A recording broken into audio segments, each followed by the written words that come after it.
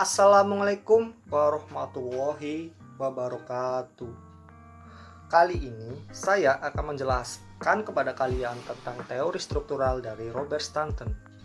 Teori struktural adalah suatu disiplin yang memandang karya sastra sebagai suatu struktur yang terdiri atas beberapa unsur yang saling berkaitan antara yang satu dengan lainnya. Analisis struktural ini bertujuan untuk membongkar dan memaparkan secermat, seteliti, semendetail, dan semendalam mungkin keterkaitan dan keterjalinan semua aspek karya sastra yang bersama-sama menghasilkan makna menyeluruh. Stanton sendiri membagi struktur cerita ini menjadi 3 bagian, yaitu pertama fakta-fakta cerita, kedua yaitu tema, dan yang ketiga itu sarana-sarana cerita. Penerapan teori ini biasa berlaku pada novel dan cerpen. Untuk penjelasan yang lebih rinci, saksikan penjelasan dari teman-teman saya. Struktur cerita menurut Robert Stanton. Yang pertama adalah fakta-fakta cerita. Karakter, alur, dan latar merupakan fakta-fakta cerita.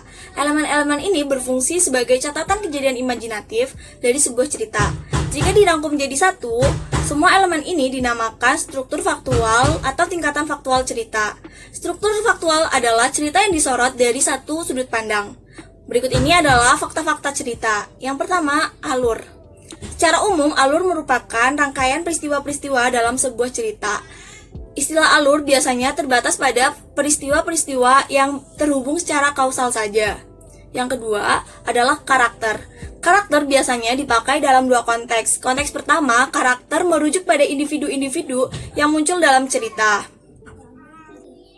Konteks kedua, karakter merujuk pada percampuran dari berbagai kepentingan, keinginan, emosi, dan prinsip moral dari individu-individu tersebut. Yang ketiga adalah latar.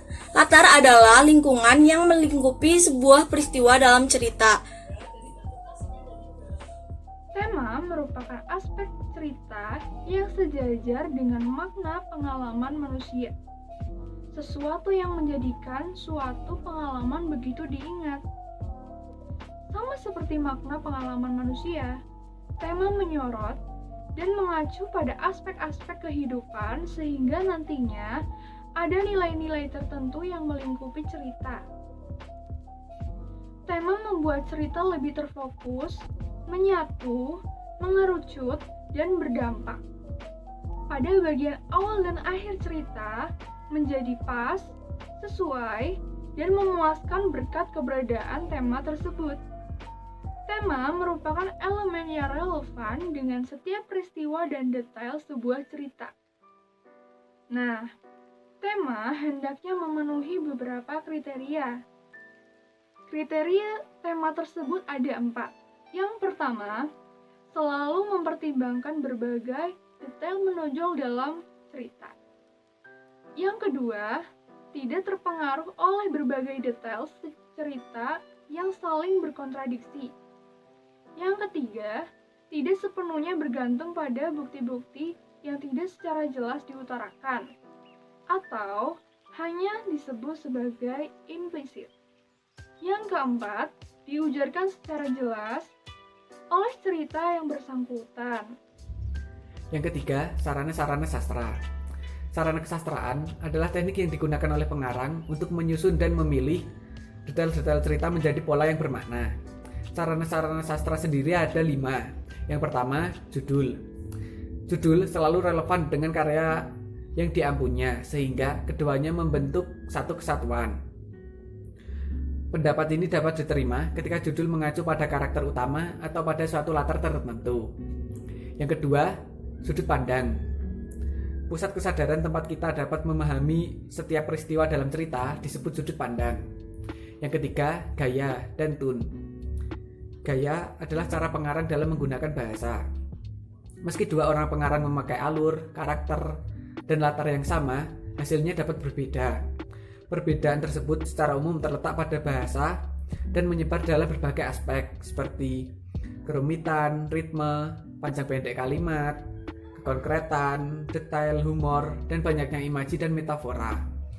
Di samping itu, gaya juga bisa terikat dengan maksud dan tujuan sebuah cerita. Yang keempat, simbolisme. Simbol berwujud detail-detail konkret dan faktual dan memiliki kemampuan untuk memunculkan gagasan dan emosi dalam pikiran pembaca. Yang kelima, ironi. Secara umum, ironi dimaksudkan sebagai cara untuk menunjukkan bahwa sesuatu bertentangan dengan apa yang diduga sebelumnya. Oke, setelah dijelaskan dari teman-teman saya tadi, kita tarik kesimpulan, banyak teori yang berkembang. Salah satunya adalah teori struktural Robert Stanton. Dalam teori strukturalismenya membagi struktur cerita menjadi 3 bagian, yaitu 1.